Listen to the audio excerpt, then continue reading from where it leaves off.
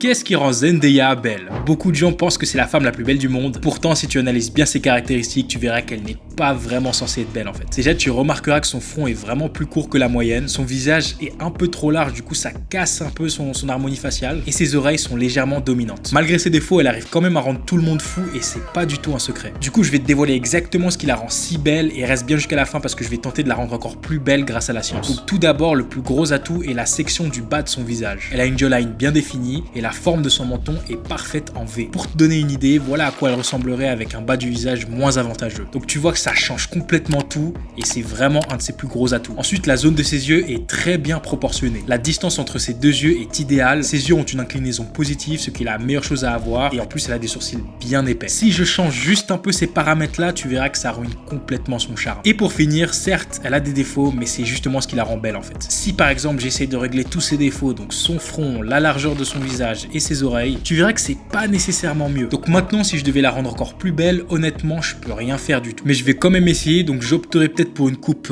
qui contre un peu la largeur de son visage. Pour faire ça, il faut éviter que les cheveux ajoutent de la largeur sur les côtés. Donc par exemple cette coupe, elle est pas très bien quoi. Donc je pense quelque chose comme un chignon plaqué, ce serait idéal. Ensuite, je testerai des sourcils un peu plus fins et plus foncés. Et en passant, j'opterai pour un maquillage moins sombre, surtout au niveau des yeux. Et pour finir, je choisirai une couleur de vêtements qui veulent moins l'attention et qui complémente un peu mieux son teint. Et voilà, abonne-toi et dis-moi qui je dois faire la prochaine fois.